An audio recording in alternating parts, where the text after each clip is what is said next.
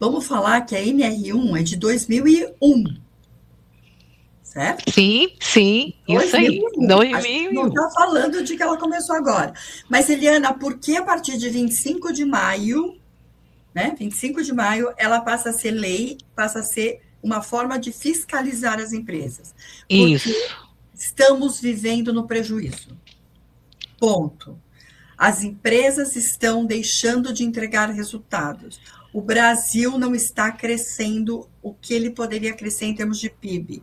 O nosso INSS correndo perigos por causa de aposentadorias cada vez mais antecipadas em virtude da saúde mental.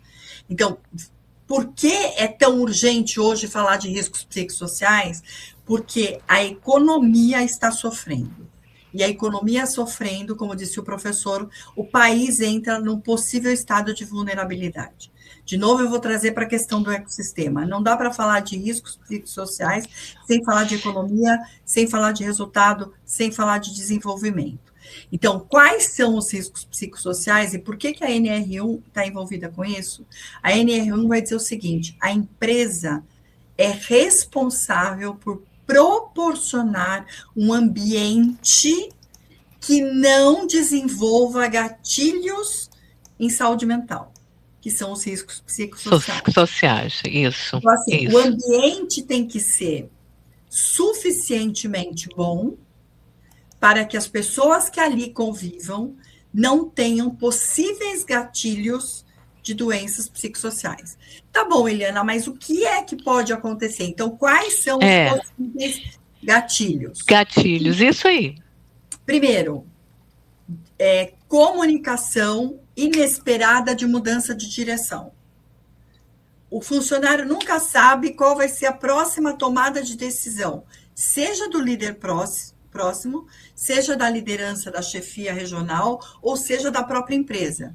Ele não sabe quais são os rumos que a empresa vai tomar. Você imagina, ele já vive um ambiente social que é vulnerável, certo? Nós que moramos no Rio de Janeiro, tem muita gente que trabalha conosco que passam por vulnerabilidade, a gente sabe disso. Direto, né? No Direto. momento onde, às vezes, ele está comprando uma casa, ou ele está investindo em alguma coisa, ou ele tem filhos para criar, educar, ele está preocupado com o que ele tem que pagar no final do mês.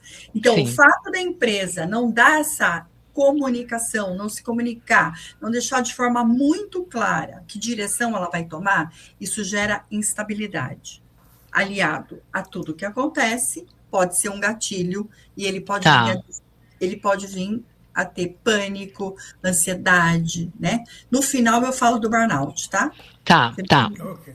Qual é o segundo risco psicossocial? É clareza nas metas. E aí, gente, clareza nas metas, o professor que é do CRA vai falar melhor do que eu, né? Não tem outro jeito. A meta precisa a gente utilizar a técnica do SMART. Específico, certo? Mensurável, planejável, né? Mensurável. Exatamente. A meta, então, eu, enquanto líder, a pessoa que eu vou compartilhar o meu departamento, né?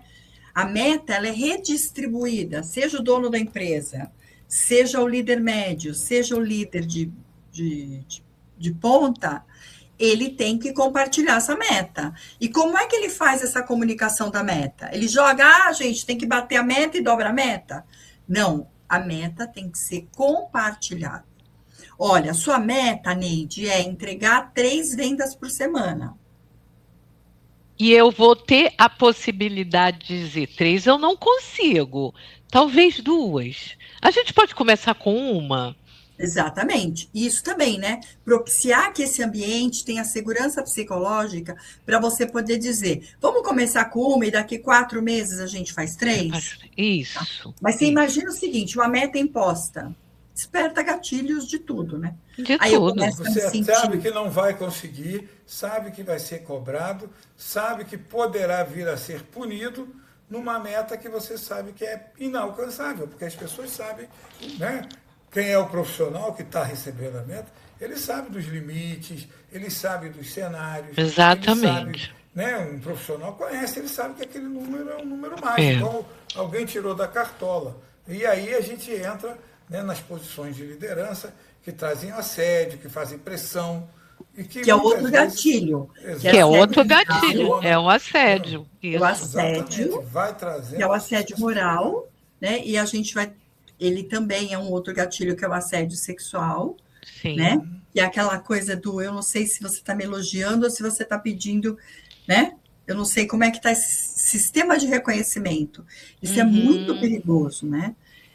Então, a gente está falando aí de coisas que realmente acabam acontecendo, né? O líder, eu fui convocada para ser perita de um caso, olha que interessante. Olha que interessante.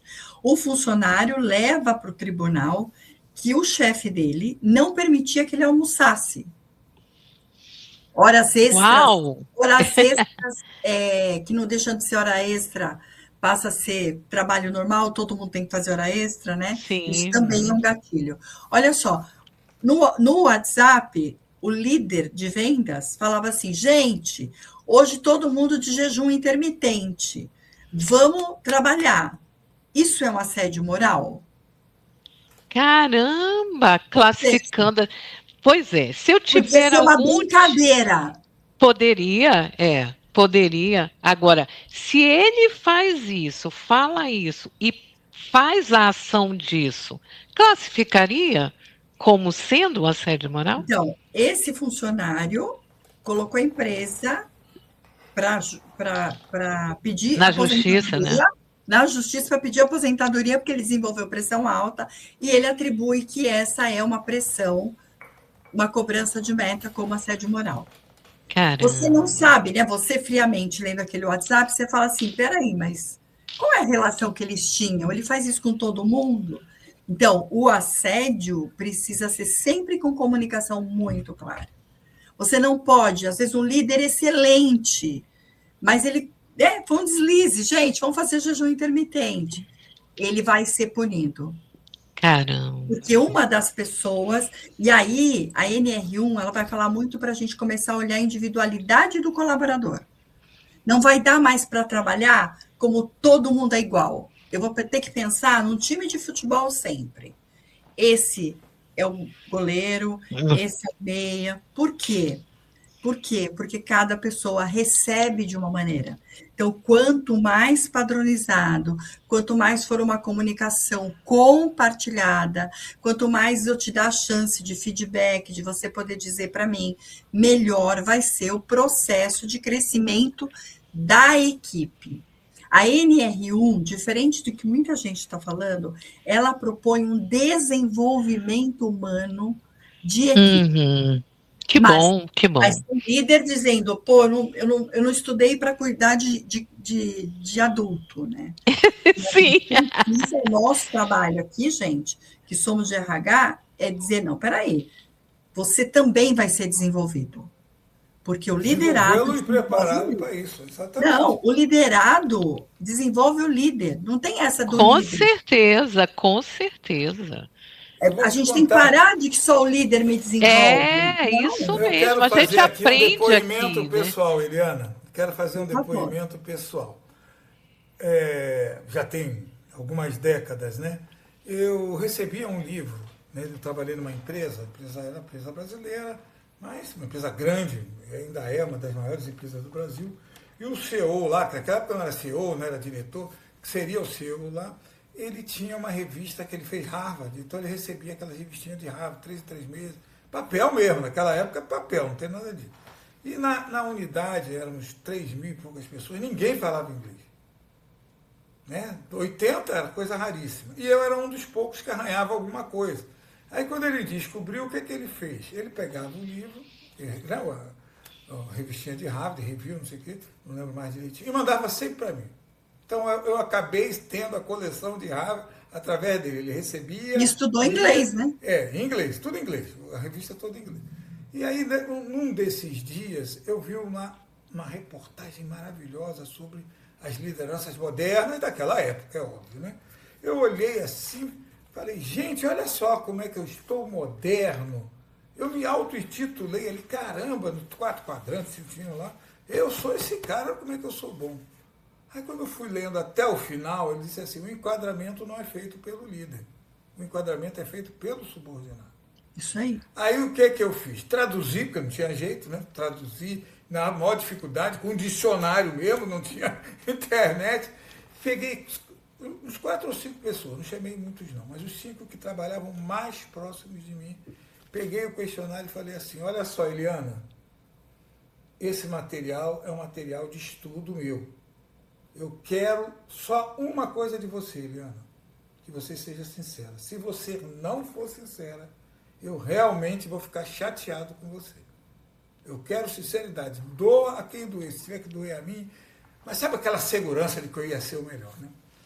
E aí mandei, quando veio, eu fui um pouquinho acima do pior. Aí meu Deus, os funcionários me veem assim. Aí eu fiz uma reunião, olha o desenvolvimento. Chamei o grupo, falei, gente, olha só, eu tive esse resultado, eu gostaria de saber por quê.